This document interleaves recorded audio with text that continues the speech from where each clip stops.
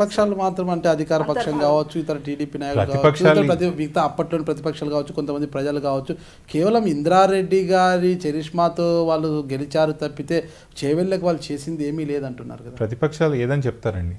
ఇంత కాంగ్రెస్ పార్టీకి ఇబ్బంది కలిగిన రోజుల్లో కూడా మా ఎమ్మెల్యే మేము గెలిపించుకొచ్చాం కదా చేవెళ్ళరు. నిజంగా అదే ఎమ్మెల్యే మీకు బోడిగుండు కొట్టి టీఆర్ఎస్లోకి వెళ్ళిపోయాడు కదా. ఇక మీరు ఆ ఎమ్మెల్యేకి అడగండి ఎందుకు వెళ్ళిపోయాడు అనేది. ఇప్పుడు చేవెళ్ళ ఎస్సీ కాన్స్టిట్యూషన్ ఎస్సీ సామాజిక వర్గానికి రిజర్వ్ కావడంతో యాదయ్య అనే ఒక మీకు సంబంధించిన కార్యకర్తకి టికెట్ ఇప్పించి మీ మద్దతుతోనే గెలిపించుకున్నామని మీరు అంటున్నారు. అదే యాదయ్య గారు మిమ్మల్ని వీడి ఎందుకు టీఆర్ఎస్లోకి వెళ్ళిపోయారు? సమాధానం మీరు ఆయన్ని అడగాల. ఎందుకు వీడిపోవాల్సి వచ్చింది? అలాంటి పరిస్థితి మీరేమైనా కల్పించారా వెళ్ళేలా? అది ఆయనే చెప్పాలండి. అలాంటి పరిస్థితి మేము కల్పించామా, ఆయన ఎందుకు పోయాడు అనేది ఆయనే చెప్పాలి. ఆయన గెలిపించింది మీరే కదా. ఒక వ్యక్తి యొక్క అంటే మెంటాలిటీ అనేది తెలుసుకోకుండానే ఆ వ్యక్తిని తెచ్చి మీరు గెలిపించింది కాంగ్రెస్ పార్టీ. నాగరాజు గెలిపించింది కాంగ్రెస్ పార్టీ అజెండా అని చేయాలలో. మరి అలాంటప్పుడు యాదయ్య గారు మిమ్మల్ని వీడు ఎందుకు? అదే యాదయ్యతో పాటు మంగళి బాలరాజు కూడా మిమ్మల్ని వీడంటే మీ హయాంలోనే సర్పంచ్గా పనిచేశారు, జెడ్పీటీసీగా పనిచేశారు, ఇప్పుడు ఎంపీపీ కొన్నారు. వాళ్ళ భార్య ఎమ్మెల్యే గురించి అడిగారు. ఓకే, ఆయన గురించి అంటే మీ మద్దతుదారుడుగా మెలుగుతూ మీ కుటుంబ సభ్యుల్లో ఒకరుగా ఉంటూ మీ మద్దతుతోనే గెలిచారు. అంటే ఇలాంటి ఒక్కొక్క నాయకుడు వెళ్ళిపోతున్నారు కదా. అంటే మంగళి బాలరాజు వెళ్ళడానికి కారణాలు ఏంటంటారు? పోవచ్చండి, వాళ్ళ వ్యక్తిగత స్వార్థం కోసమో వాళ్ళ ఇంట్రెస్ట్ కోసమో పోయి ఉంటారేమో. మేమేం చేస్తాం దానికి? ఈరోజు మేము పదవిలో లేం కాబట్టి ఇంకా ఏదైనా ఆశించిపోయి ఉంటారేమో, దానికి మేమేం చేస్తాం? ఇప్పుడు మీరు వాళ్ళ గురించి ప్రస్తావన వద్దన్నా కూడా ప్రజలకు చాలా అవసరమైన సంభాషణ అనమాట. అంటే బాలరాజు గారు ఎందుకు వెళ్ళారు? ఒక నిమిషం, ఆయన బాలరాజు గారి ఫ్యామిలీకి మేము అన్యాయం చేసింది లేదు. ఆయన ఎంపీపీ ఉన్నాడా ఇప్పుడు? ఆయన భార్య సర్పంచ్ ఉందా? ఎవరి వల్ల అయ్యారండి? మీ మద్దతుతోనే అడగండి. మరి ఎందుకు పోయాడు అనేది ఆయన చెప్పుకోవాలి, నేనైతే చెప్తాను. అంటే మీరు మద్దతు ఇచ్చి గెలిపించుకున్నా మిమ్మల్ని వీడి వెళ్ళడానికి గల కారణాలు ఏంటంటే ఈరోజు మేము పదవిలో లేం కదా, అందుకే వెళ్ళాడేమో. అంతగానే ఎక్కువ ఏం చెప్పలేము. బహుశా అధికారులు మేము ఉండింటే మా ఇంటనే ఉండేవారు. అదొకటే రీజన్ అనుకుంటా. భవిష్యత్తులో మీరు అంటున్నారు కదా ఖచ్చితంగా 2019లో మేమే అధికారంలోకి వస్తామని. మీరు అధికారంలోకి వస్తే ఇదే బాలరాజు తిరిగి మీ పంచన చరిత్ర తీసుకుంటారా? తీసుకుంటామా? అప్పుడు ఆలోచిస్తాం. అంటే రాజకీయ అవసరాలను బట్టి ఆలోచిస్తారా లేదంటే వ్యక్తిగత? అప్పుడు ఆలోచిస్తామని చెప్పి. రాజకీయ అవసరాలను బట్టి ఆలోచిస్తారా? రాజకీయ అవసరాల గురించి రాజకీయం చేయమని ఇంకొకసారి చెప్తున్నానండి. అవకాశవాద రాజకీయాలు మా కుటుంబంలో లేవండి. మేము మమ్మల్ని నమ్ముకున్న వాళ్ళకి మేము మంచి చేసి రాజకీయాలు ఎందుకు చేయాలనుకుంటున్నారు? మీరు చెడు చేయలేదండి. రాజకీయాలు ఎందుకు చేయాలనుకుంటున్నారు? మీరు అవకాశం కోసమే చేస్తామని అందరిని అట్లా కట్టేయొద్దు అంటున్నాను. అందరు రాజకీయాలలో ఉన్న వాళ్ళందరూ ఇంకా దాంట్లో వెనకాల ఏదో ఉండే చేస్తామని ఒక ఆశయం కోసం ఒక ఆకాంక్ష కోసం చేసినామని చేస్తున్నాం. అంటే మీ లక్ష్యం ఏమి? రాజకీయాల్లో మీ లక్ష్యం మీ లక్ష్యము మీ కుమారుడు కార్తిక్ రెడ్డి గారి లక్ష్యం ఏంటి? అసలు రాజకీయాలు ఎందుకు చేస్తున్నారు? ఏమి సాధించాలని చేస్తున్నారు? మీ లక్ష్యం ఏమిటి? ప్రజల మధ్యలో ఉండాలి చివరి వరకు అనుకుంటున్నాం, అంతే.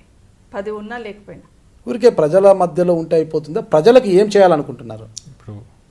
ఏం చేయలేదనేది మీరు చెప్పాలి నాకు. చేవెళ్ళి ఇప్పుడు నేను ఇప్పుడు అందుకే మిమ్మల్ని అడిగిన, చేవెళ్ళకి ఏం చేశారన్నప్పుడు చేవెళ్ళ, శంకర్పల్లి, మోయినాబాద్, రాజేంద్రనగర్, శంషాబాద్ ఇదంతా కాన్స్టిట్యున్సీ. అంటే ఇదంతా డెవలప్ కాలేదంటారా? ఇవన్నీ ఏమి రాలేవంటారా? ఇక్కడ ఒక చేవెళ్ళ శంకర్పల్లి కాదు కదా మీరు చెప్పేది. ఒకేసారి మొత్తం మారుమూలకు తీసుకుపోయి డెవలప్ చేయలేం కదా, చేసుకుంటూ పోతాం కదా. ఏం చేయలేదని అడుగుతున్నామండి చేవెళ్ళకి. ఓకే, మాకన్నా ఎక్కువ ఇంకా బాగా వేరే వాళ్ళు చేస్తారని గెలిపించున్నారేమో ఇప్పుడు.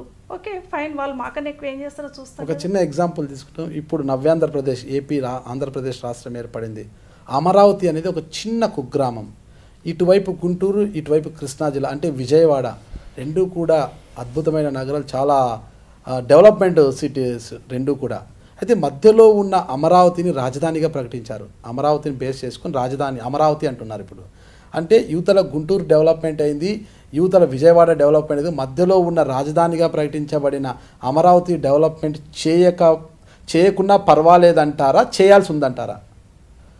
డెవలప్మెంట్ హెడ్ క్వార్టర్ డిక్లేర్ చేసుకున్నాక చేయాలి కదండి. మరి చేవెళ్ళ హెడ్ క్వార్టర్ డిక్లేర్ చేసుకున్న తర్వాత చేవెళ్ళలో ఏం చేయలేదనేది చెప్పాలండి నాకు. మీరు ఏం చేశారో మీరు చెప్పండి అంటున్నారు కదా. అంటే ఏం చేయలేదు, ఏం తక్కువ ఉంది ఇప్పుడు అక్కడ చెప్తే దాన్ని బట్టి నేను మాట్లాడతాను. మీరు ఏమి ఎక్కువ చేశారో చెప్తే వింటామని నేను అంటున్నాను కదా. నేను చెప్తానన్నా. సరే, చేవెళ్ళకి మేము పర్సనల్గా అంటే యాజ్ అ ప్లేస్గా మేము ఏం చేసామని నేను చెప్తాను. చేవెళ్ళ ప్రాంతానికి అమ్మగారు చెప్పినట్టు ప్రాణహిత చేవెళ్ళ అనేది ముమ్మాటికి అమ్మగారు ఆ ప్రాంతానికి ఎమ్మెల్యే ఉన్నందుకే వచ్చింది. అది పూర్తి కాలేదు. ఒకటి పూర్తి అయిన ప్రాజెక్ట్ అని తీసుకొచ్చింది, మేము తీసుకొచ్చింది. ఆ చేవెళ్ళకి ముందు ఏ ప్రాంతానికి రాకున్నంత ముందు జూనియర్ కాలేజ్ మా చేవెళ్ళకి వచ్చింది. హాస్పిటల్ మా ప్రాంతానికి వచ్చింది. చేవెళ్ళ, మీరు చేవెళ్ళ అంటే పెద్ద టౌన్ ఏదో అనుకోవద్దు, చిన్న కుగ్రామం. అది కూడా 4,000 ఓట్లు ఉంటాయో 5,000 ఓట్లు ఉంటాయో. పార్లమెంట్ స్థానానికి కూడా, అంటే లోక్సభ స్థానానికి పేరు పెట్టాల్సిన అవసరం వచ్చినప్పుడు కూడా మా ప్రాంతం, మా ఊరు పేరు పార్లమెంట్లో వినిపించాలా, మా చేవెళ్ళ పేరు పార్లమెంట్కి వినిపించాలా అన్న ఒక ఆలోచనతో రాజశేఖర్ గారు చెప్పి మేము మా పార్లమెంట్ పేరు కూడా చేవెళ్ళగా పెట్టమని ప్రపోజల్ ఇచ్చినాం. అంటే మాకు అభిమానం, ప్రేమ ఉన్నందుకే ఇవన్నీ చేసాం. నిజానికి మా ప్రాంతానికి ఏం చేయకుండా ఉండాలంటే మాకు ఇవన్నీ కూడా మేము ప్రయత్నం చేయాల్సిన అవసరం లేదు కదన్నా. మేమేం చేసామనే దానికి ఇప్పుడు ఇంకా మీరు ఒకటే నాకు అర్థమైంది మీరు అడిగిన దానికి. మీరేమన్నా పెద్ద కంపెనీలు ఏమైనా తీసుకొచ్చి పెట్టినారా, మీరేమైనా ఉపాధి కల్పించినారా అని మీరు అడుగుతున్నారు.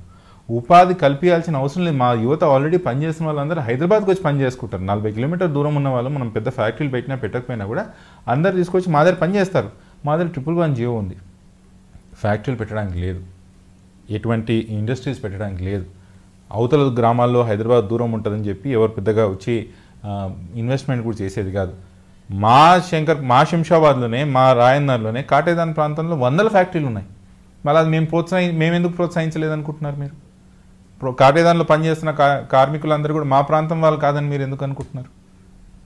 మేము చేసినది 35 సంవత్సరాల నుంచి చేసుకుంటూ వచ్చింది. మీరు మొన్న ఎలక్షన్లో చూశారు, రానున్న ఎలక్షన్లో కూడా చూస్తారు. నమస్కారం అండి, నేను మీ సవిత ఇంద్రారెడ్డిని. నా ఇంటర్వ్యూ i-Dream న్యూస్లో చూడండి. నమస్కారం అండి, నేను కార్తిక్ రెడ్డి. నాది మరియు మా అమ్మగారిది ఇంటర్వ్యూ మీరు i-Dreamsలో తప్పకుండా చూడండి. నాగరాజ్ అన్న చాలా అంతర్గత విషయాలు మాలో తెలుసుకొని మీ ముందు పెట్టే ప్రయత్నం చేశాడు. చూసి ఆస్వాదిస్తారని కోరుకుంటున్నాను. నమస్కారం.